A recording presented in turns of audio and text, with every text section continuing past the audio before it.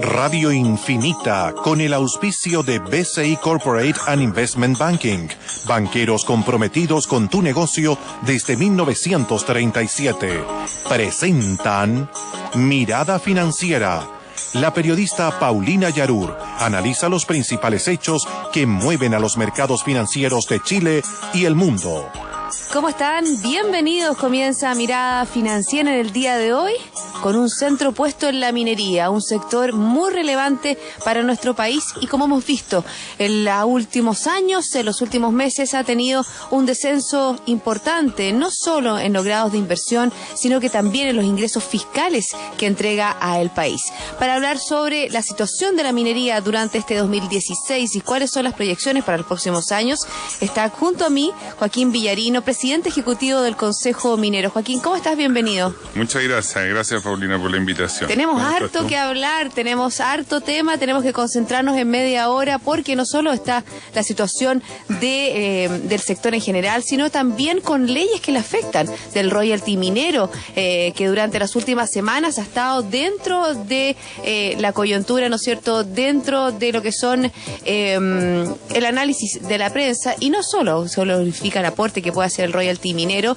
sino también por algunas participaciones de parlamentarios, ¿no es cierto?, en el desarrollo de la ley. No solo nos vamos a entrar en ese tema, sino que vamos a hablar también en la importancia que tiene el royalty minero. ¿Qué significa una ley que partió con el presidente Lagos en el año 2005, que el presidente Piñera también la modificó en el 2010, y ahí está, ¿no es cierto?, el centro en cuestión? Incluso el expresidente Piñera fue a declarar de manera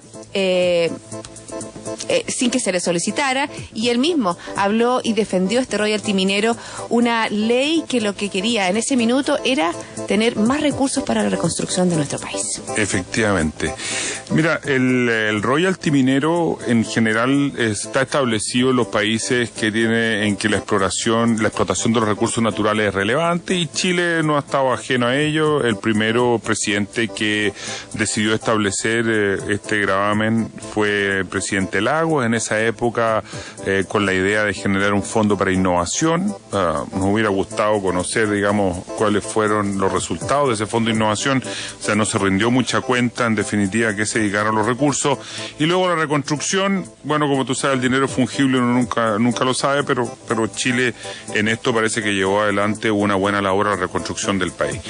Ahora, yo quisiera decir sobre la discusión que se abre hoy día de modificar la ley del royalty tres cosas. La primera es que el royalty establecido en Chile no es un royalty hecho a la medida de las mineras que de alguna manera explotan o desarrollan actividad en Chile. Es un royalty, un tipo de royalty que también se aplica en otras partes del mundo y que, para ser gráfico, se aplica sobre el margen operacional, es decir, ventas menos costos operacionales. Existen otros royalties que están directamente sobre las ventas, los cuales operan mal. En Australia, de hecho, se ocupaba uno así, se subió y hizo que cayera el primer ministro australiano, porque hace que de pronto, si tienes costos muy altos, no tienes márgenes operacionales positivos y tú igual sigues pagando este gravamen a las ventas y tu compañía puede irse a la quiebra. Entonces, y hoy, por ejemplo, para un poco complementar lo que tú estás diciendo, representa el 7,4% de la recaudación del impuesto a la renta.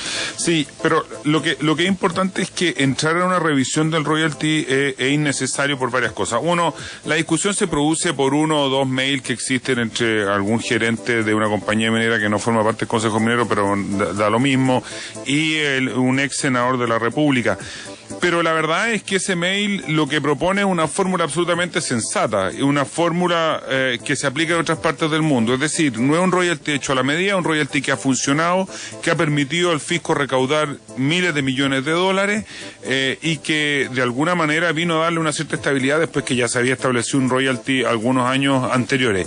Entrar en la revisión de la ley por motivos netamente políticos, que puede tener una muy buena pantalla y un atractivo desde el punto de vista comunicacional que nadie va a negar, e introducir un nuevo elemento de incertidumbre al desarrollo de la actividad minera, que es de largo plazo y que, con todas las modificaciones legales que hemos tenido en estos últimos 3 años, de verdad es que sumado a los precios que tiene, tenemos una actividad que está francamente afectada y con una disminución de inversiones proyectadas y una disminución de actividad que es bien lamentable. Bueno, lo hemos dicho al principio del programa y eso también se refleja, ¿no es cierto?, de lo que son las inversiones, los proyectos en el largo plazo. Por ejemplo, en los últimos días hablamos como Codelco, que entregó los peores resultados de su historia con un déficit de 2.191 millones de pesos.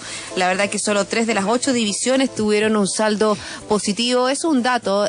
También estamos hablando de las mineras privadas. Por ejemplo, Antofagasta Minerals, que bajó, ¿no es cierto?, en 99% su utilidad. Estamos hablando de un sector que ha sido muy importante y es muy importante para nuestra economía, pero que está teniendo problemas con el bajo precio del cobre. Sabemos, ¿no es cierto?, que nosotros estamos muy indexados a lo que pase en China, y China, el gigante asiático, ya no es el mismo de hace algunos años atrás. Sí, todas las proyecciones que existen sobre el cobre siempre están muy condicionadas por los datos de la economía china, y los datos de la economía china no han sido buenos en el último tiempo y ha disminuido su ritmo de crecimiento al que nos tenía acostumbrado. La demanda de China sigue siendo fuerte, pero es menor que la que tenía antes, y por lo tanto las proyecciones del precio no son buenas. El precio cayó un 20% entre 2013 y 2014, 2014-2015 otro 20%. Podemos llegar a tener en 2 años una baja de 40%, y eso para cualquier industria es insostenible, sobre todo porque en paralelo subieron muchísimo los costos de la industria minera. No cabe ninguna duda que esto pega y tiene un impacto directo en la recaudación del fisco, y esto ha llevado, por otro lado, a tener unos programas de ajuste de precio y de ajuste de costo tremendamente relevantes en toda la industria y desde hace más de 2 años. Lo que ocurre en Codelco es un fenómeno que se explica por lo que acabo de decir, es decir, como prácticamente en toda la industria hubo un incremento de costos altísimos, sobre todo incrementos de mano de obra. Los incrementos de los costos laborales han sido muy altos, que no han ido de la mano del incremento de productividad, y nos pilló una baja de precio que nadie predijo, nadie vio. Nos acostumbramos a vivir con un cobre muy alto. Además hay que pensar que no solo el cobre, también bajó el molibdeno, y eso en algunas operaciones era lo que les da la sustentabilidad en algunas compañías mineras. Y también la ley del mineral que bajó, y eso es algo, ¿no es cierto?, los recursos comienzan a agotarse y es más caro extraer ese mineral, y hay que ser mucho más productivo. Ahí tú tocaste un punto que ha sido esencial y lo han dicho los grandes mineros internacionales, lo ha dicho Australia o lo ha dicho Canadá. Ellos tienen niveles de productividad que están totalmente lejos del nivel de productividad que tiene la minería en nuestro país. Chile tiene unas cifras malísimas en temas de productividad en general, y la minería no es una excepción. Cuando se compara la minería chilena contra la estadounidense, la canadiense, la australiana, Chile tiene menos de la mitad de la productividad, y eso es lamentable. Eso se debe a distintos factores, y nosotros hemos estado trabajando en varios frentes para hacer un análisis y tomar medidas de mejoras de productividad. Y en esto la más importante es la mejora en la formación y capacitación de los trabajadores a través de la creación del primer Consejo Competencia Skills Council en Chile, que se ha hecho sectorialmente con recursos de la industria minera. Eso es una revolución en la formación técnica, que es una cuestión que Chile ha dejado de lado y se ha concentrado básicamente en la educación universitaria y en la secundaria, pero no le ha dedicado tiempo a la técnica, que es lo que va a hacer que este país de verdad cambie radicalmente en la redistribución del ingreso. Segundo, nosotros hemos estado trabajando muy de la mano con el mundo de la educación técnica, es decir, no solo le hemos aportado información, sino que también los hemos invitado a sumarse, señalándoles cuáles son los requerimientos que tiene hoy día la industria, tanto de inversión, de formación y de currículum. Segundo o tercero, estamos trabajando directamente con la Comisión de Productividad del Gobierno, la Comisión Nacional de Productividad. Que este es el año de la productividad. Efectivamente, y hemos cofinanciado el primer estudio de productividad que hace esa comisión, lo hemos cofinanciado el sector con el gobierno para descubrir en terreno y con un estudio a nivel nacional e internacional, va a ser un estudio tremendamente interesante, cuáles son las causales de la baja de la productividad en Chile. Y tercero, hemos hecho una alianza estratégica con la Cámara Chilena de la Construcción, porque tú sabes que la mayor parte de la inversión de un proyecto se la lleva el periodo de construcción, para definir y determinar dónde están las fallas de productividad en los procesos constructivos. Y la verdad que el resultado que otorgó la primera parte del estudio fue dramático, y por lo tanto hemos generado en todas las faenas donde hay construcción, crecimiento o desarrollo de proyectos, mesas de trabajo entre los representantes de la Cámara de Construcción y los representantes de la empresa minera y de la empresa constructora, para ir generando nuevos procesos en el desarrollo e implementación de los proyectos de construcción. Hemos descubierto dónde están las brechas de bajos de productividad, y solo te doy un dato que para que veas lo dramático que es. Los trabajadores en la etapa de construcción solo tienen un 49% de tiempo útil, el 51% es inútil, no hacen nada. Y eso ¿Cómo se puede dar eso? Eso se da porque existen medidas de seguridad que muchas veces, o trámites, burocracia interna, que hace que los trabajadores estén literalmente sin hacer nada la mitad del tiempo, entre traslado, espera, curso, charlita antes que empiece, después que termina, que te entrego, que no te entrego, que me tengo que trasladar de un lugar a otro para ir a comer. Cosas, en Estados Unidos, en Canadá, la gente come sentado en la máquina, en los lugares de cambio. O sea, las personas son mucho más, la legislación es más flexible, tú puedes hacer más de una labor, no tienes que ir a preguntarle a 4 personas para cambiarte de un lugar a otro.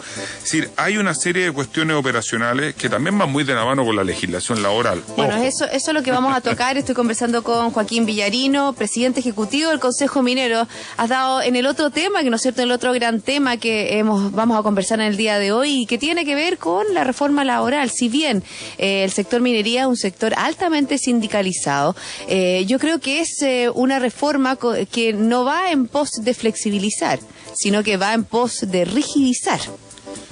Mire, yo creo que haciendo una nota al margen de la minería, cuando uno analiza el mundo laboral hoy día,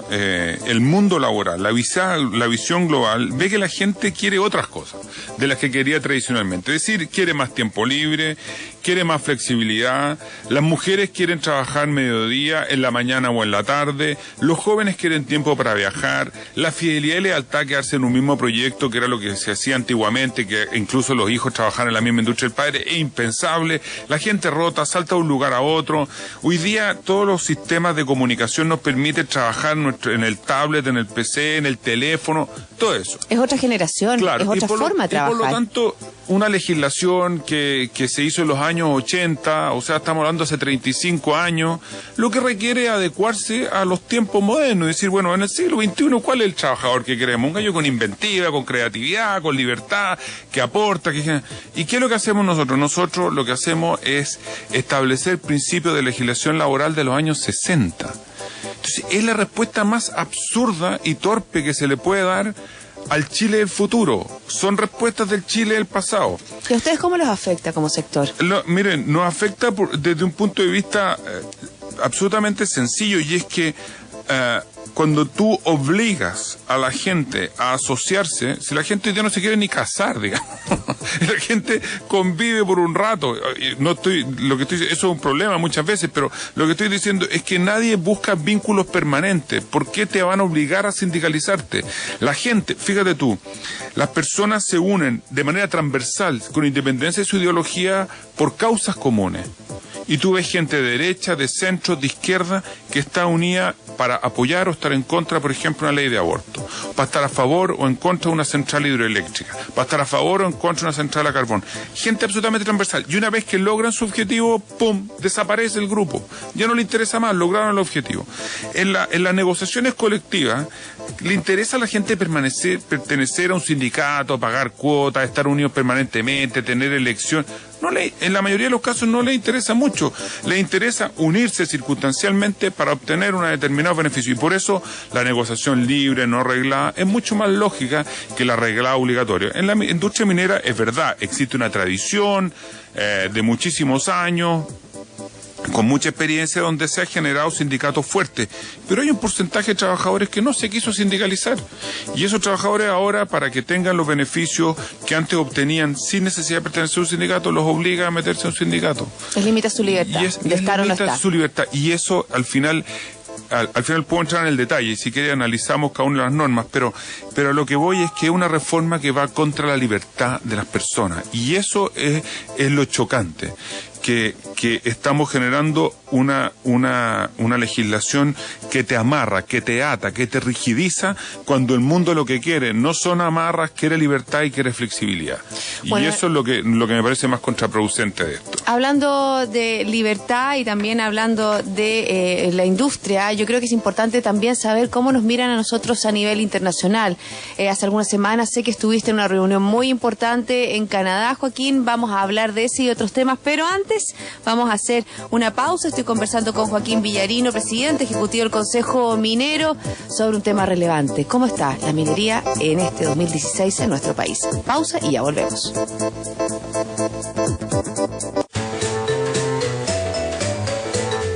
Liderazgo es la capacidad de tomar la iniciativa de llevar adelante los desafíos incentivando a los demás. BCI Corporate and Investment Banking, banqueros comprometidos con tu negocio desde 1937. Las águilas tienen 1 millón de células sensibles a la luz por cada milímetro cuadrado de retina. Esto es 5 veces más que los humanos. Eso es visión. En BCI Corporate and Investment Banking somos diferentes y eso está en nuestra naturaleza. Por eso llevamos casi 80 años junto a nuestros clientes demostrando nuestra visión. BCI Corporate and Investment Banking. Banqueros comprometidos con tu negocio desde 1937. Banco BCI es agente comercializador de cuotas de fondos administrados por BCI Asset Management. Infórmese sobre la garantía estatal de los depósitos en su banco o en www.sbif.cl. Antes de contratar, informes en www.bci.cl. Visión es anticiparse a los desafíos, es lo que permite comprender las variables para entregar respuestas a tiempo. BCI Corporate and Investment Banking, banqueros comprometidos con tu negocio desde 1937. Ya estamos de vuelta, seguimos aquí en Mirada Financiera conversando en el día de hoy con Joaquín Villarino, presidente ejecutivo del Consejo Minero. Joaquín, antes de la pausa hablábamos sobre la visión que tiene el inversionista extranjero de nuestro país. Es fundamental porque obviamente que hay gran presencia en el sector minero de inversión extranjera. Sabemos, ¿no es cierto?, que la minería tiene un peso fundamental. Según cifras del año pasado, representa un 53,2% del total exportado por nuestro país. El nivel de inversión ha bajado. Estamos hablando de un 30%, antes tenía una influencia mucho más alta, pero me gustaría que conversáramos qué pasa con los proyectos mineros, qué pasa sobre la situación del sector y específicamente tú tienes el contacto directo con el sector exportador, estuviste, ¿no es cierto?, en un consejo de exploración, el más grande del mundo en Canadá, y ahí pudiste tomar en forma directa cómo nos ven a nivel internacional, cómo ve el inversionista lo que está pasando en nuestro país, la realidad. ¿Somos tan atractivos como éramos antes? No. La respuesta es no somos tan atractivos como éramos antes, y esto además está medido por índices internacionales como el de Fraser Institute, que señala cuáles son los distritos más atractivos para invertir, y Chile ha ido cayendo sistemáticamente en los últimos años, en parte por leyes del mineral, en parte por políticas públicas, por legislación, etcétera. Pero hay un detalle importante que lamentablemente me ocurrió ahora en el viaje a Canadá, y es que Chile organiza habitualmente un seminario, y este año fue un seminario muy bueno, muy bien preparado. El gobierno hizo un esfuerzo asociado con el mundo privado por tener una mayor presencia en esta convención de exploración, y estuvo el presidente de la SONAMI, también presidente de la CPC, que habló un poco de los problemas de la productividad. La ministra, que mostró cifras y la verdad que habló de lo atractivo y estable que era el país para invertir, y a mí me tocó un poco hablar. También está el presidente de la Cámara de Chile de la Construcción, oportunidades de las áreas de construcción, y yo hablé un poco de los desafíos que tenía hoy día la industria minera, porque uno cuando sale fuera de Chile, la verdad que habla bien de su país, aunque tenga algunas discrepancias al interior. Pero cuando terminó la conferencia estuve con un grupo de inversionistas canadienses y me dijeron algo que bueno, es un poco doloroso. Y me dijeron: mira, Joaquín, la verdad es que el discurso que uno ve del gobierno aquí es el discurso que habla de lo atractivo y estable que es invertir en el sector minero en Chile, basado en la historia de la minería chilena en los últimos 20 o 30 años. Pero lo que no hace el gobierno es explicar, y eso es lo que nosotros hubiéramos esperado, todos los cambios que le está introduciendo al marco regulatorio que de una u otra manera afecta a la minería. Nosotros como inversionistas extranjeros somos muy respetuosos de lo que hace política y legislativamente cada país, pero lo que no pueden seguir haciendo es venir a contar la historia de los años buenos con determinadas reglas, como si eso fuera lo que está ocurriendo en el país cuando ustedes están viviendo un cambio profundo. Lo que a nosotros nos interesa es entender ¿por qué están ocurriendo esos cambios? Por ejemplo, ¿por qué está ocurriendo la derogación, ¿no es cierto? El DL600 que comenzó, ¿no es cierto?, esta derogación. Tengo la fecha aquí, el 1 de enero del 2016, y frente a eso, ¿no es cierto?, se creó la Agencia de Promoción de la Inversión Extranjera. Claro. Pero ¿cómo está funcionando? ¿Cómo lo ven los inversionistas extranjeros? De hecho, estaba el director de la Agencia de Promoción de Inversión Extranjera, y al final lo que se hace es explicar el modelo minero chileno tal como ha sido hasta ahora, pero nadie explica del gobierno, que me parece que la responsabilidad recae sobre ello, en qué están pensando sobre el modelo futuro de inversión. Entonces, los inversionistas extranjeros dicen, oiga, mire, usted está cambiando el régimen de los recursos hídricos, está cambiando la reforma laboral, cambió el régimen de inversión extranjera o el estatuto de inversión extranjera. Quiere cambiar la Constitución. Está en un plan de discusión de la Constitución donde están consagrados fundamentalmente los derechos de propiedad sobre la exploración y la explotación minera. Muy bien. Yo no tengo problema en que los cambie, pero ¿por qué no me explica por qué está haciendo esos cambios en vez de venir a venderme el país de acuerdo a la legislación vigente anterior? La verdad que yo lo planteé en la exposición que hice como desafíos que tenía Chile desde el punto de vista medioambiental, por una reforma social, etcétera. Pero no pasó muy colado el discurso, porque al final los inversionistas extranjeros hoy día reciben las noticias de Chile a la misma hora que las recibimos nosotros. Tienen representantes en Chile y viven el Chile igual o más intensamente que nosotros recorriendo los pasillos de la burocracia y del sector público, y por lo tanto yo diría que hay que tener cuidado. Aquí hay que atreverse, si quieren atreverse a hacer las reformas políticas que están haciendo, me parece que están en el legítimo derecho que no nos gobiernan, pero tienen que tener el mismo coraje para salir y explicarlo en el extranjero, porque no podemos vivir aquí el mundo A y tratar de vender a Chile afuera con el mundo B. Eso hoy día, con las comunicaciones que tienen, no se sostiene un día más. Y la visión de los extranjeros, por ejemplo, de todas las reformas y que son beneficiosas para el país, porque muchas veces se escuda en que nosotros tenemos que mirar hacia el mundo y ser más iguales con respecto al mundo desarrollado, y un poco muchas veces es el argumento que se esgrime para alguna de las reformas. Pero, ¿cuál es la visión que tienen los inversionistas específicamente del sector minero, Joaquín? A ver, hay una pregunta que es la que duele más, y al final del día dicen, oye, mira, ¿por qué están reformando la Constitución, digamos? Porque cuando se reforman las constituciones pareciera que hay problemas de fondo, muy de fondo, en las raíces del desarrollo y de la vida de un país. Y Chile, la verdad, que con una coalición parecida a la que nos gobierna hoy día, no había dado síntomas de tener esa enfermedad tan profunda y de raíces tan hondas que nos llevara a cambiar la Carta Fundamental. Además, hemos entrado en un proceso de reforma constitucional sin saber mucho a dónde vamos, sin tener muy claro cuál es el destino, cuáles son las reformas y por qué lo hacemos. Simplemente es un compromiso que tiene una causa bastante lamentable, y es porque esta es la constitución de Pinochet, pero la verdad que es una constitución que fue ratificada por el Congreso, que tiene la firma del presidente Lagos y que nos ha permitido convivir razonablemente durante más de 30 años. Entonces, los inversionistas extranjeros no son tontos, y en el fondo ellos miran y dicen, bueno, ¿pero qué están haciendo? ¿Por qué están haciendo esto? No qué están haciendo, ¿por qué lo están haciendo? Y yo creo que aquí hace falta una explicación más profunda y seria sobre ese cambio. Y en el resto de los cambios, la verdad es que... ¿Cómo mira la reforma laboral, por ejemplo? Porque hay muchas empresas extranjeras en nuestro país. Sí, mira, yo a mí me parece que no tengo una respuesta específica a esa pregunta. Yo creo que hay una preocupación global, para ser muy sincero. Porque también está la reforma tributaria. Sí, yo no entré con los inversionistas extranjeros en un análisis pormenorizado de por qué esto y por lo otro, pero tengo esta percepción en el Consejo Minero, porque prácticamente la totalidad de los miembros del Consejo Minero son inversionistas extranjeros, y todos ellos son extremadamente cuidadosos y respetuosos de la institucionalidad chilena y de la forma en cómo se maneja el país políticamente. Pero lo que ellos hacen es una sola cosa, y dice, bueno, pero ¿por qué se están haciendo todos estos cambios a la vez, cuando este era un país que venía navegando y flotando relativamente bien? Y si hay que solucionar problemas de desigualdad, por ejemplo, que no son las desigualdades que existen en los países de la OCDE y en los países desarrollados, hay mecanismos más sencillos y más sensatos que echar la casa por la ventana y construirla entera de nuevo, digamos. Cuando todavía no tienen ni siquiera muy bien diseñada cuál es la casa, y cuando además las fórmulas que se están aplicando están demostrando que no solucionan los problemas de desigualdad. Es decir, una reforma tributaria que estaba destinada fundamentalmente a solucionar las demandas nuevas por la reforma educacional se aplicó sin tener claro cuál era el modelo educacional que queríamos. Y entonces, esta es la gran dicotomía que plantean los inversionistas extranjeros, es decir, ¿por qué Chile lo están dando vuelta sin saber muy bien hacia dónde vamos?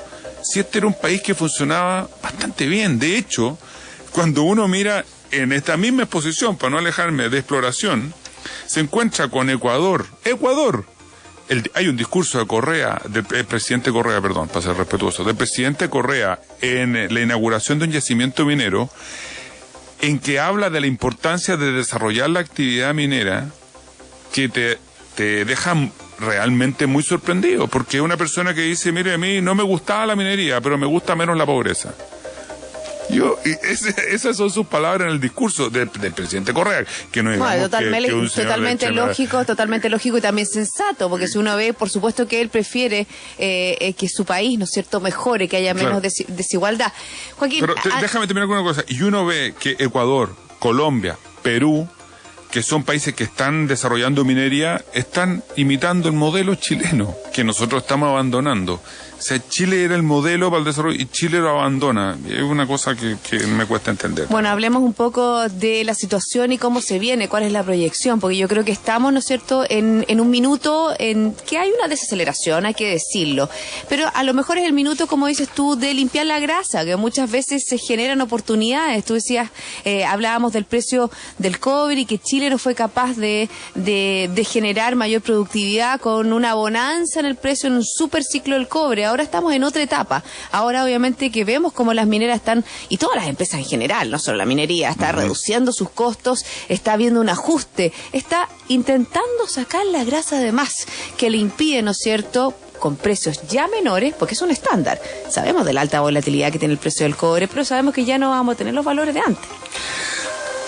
Yo no sé, nadie sabe mucho cómo se va a mover el precio del cobre, pero yo creo que hay una cosa que es evidente, y es que los precios actuales son prácticamente la mitad de los que llegamos a tener hace 5 o 6 años, y esto hizo que muchos proyectos fueran prácticamente insostenibles, porque en paralelo con el incremento del precio se subieron los costos, se descuidó la productividad, y esto quizás es muy propio de los periodos de bonanza, en que uno se despreocupa del margen chico de la productividad y de los procesos, y está muy preocupado de producir para vender a unos precios que nadie se imaginó en su minuto. Y eso que, por ejemplo, el precio del cobre, esta baja que tenía, el precio del petróleo, esta baja importante, nos ha beneficiado, nos ha hecho que no estemos tan acogotados con respecto a la exportación en eso tiene un cobre. Punto muy importante. O sea, aquí hay que tener en cuenta primero que hay una devaluación del dólar, y muchos de los costos que tiene la industria minera son en pesos. Tiene 60% en dólares, pero tiene un 40% en pesos. Eso le ayuda.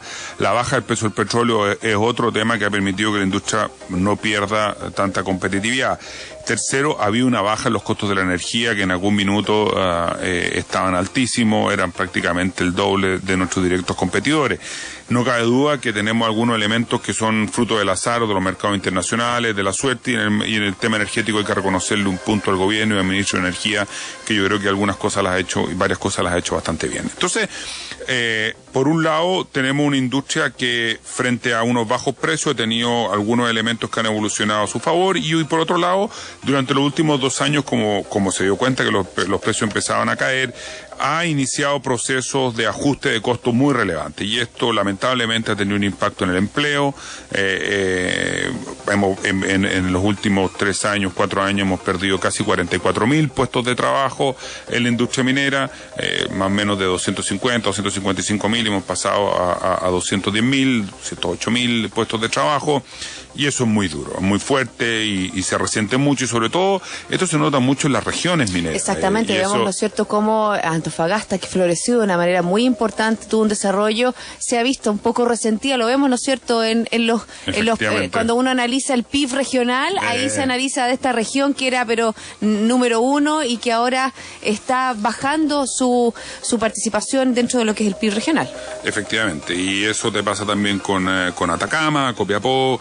Copiapó se paralizaron muchos proyectos y la verdad que eso ha tenido un impacto francamente desastroso en regiones que son mineras, porque la verdad es que hay una preocupación por los costos, las compañías mineras se han reestructurado, buscan eficiencias, están detrás de la mejora de productividad, están pensando en innovación, es muy necesario para salir de esto, mejorar capacitación e información y además dedicarse a la innovación, y aquí hay que mirar el vaso medio lleno, la industria se ha preocupado de eso, estamos con este Consejo de Competencia, hay iniciativas como la Alianza Valor Minero, Transversal o Alta Ley, que son iniciativas en que está participando Corfo y varios otros sectores en los cuales vemos cómo hay iniciativas tendientes y que buscan una mejora de productividad. Se nos acaba el tiempo, Joaquín, una visión más bien pesimista, ¿no es cierto?, de la industria minera, pero obviamente que dentro de este pesimismo siempre se pueden generar las dificultades, se pueden generar nuevas oportunidades. Y me imagino que en esa línea están ustedes y proponiendo nuevas oportunidades de desarrollo.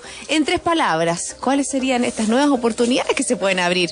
Bueno, yo creo que no son 3, pero pueden ser 5. Yo te diría 1, innovación, productividad, diálogo, optimismo y sentido del humor, que eso siempre es muy importante en la vida. Por supuesto, en toda la vida el sentido del humor es lo más importante. 1.000.000 de gracias, Joaquín Villarino, presidente ejecutivo del Consejo Minero, por haber estado aquí en Mirada Financiera analizando la realidad de la industria en nuestro país. Que estés muy bien. Gracias por la invitación, tú también.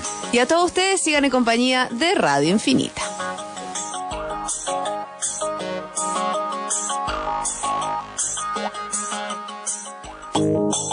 Esto fue Mirada Financiera, con el auspicio de BCI Corporate and Investment Banking, banqueros comprometidos con tu negocio desde 1937.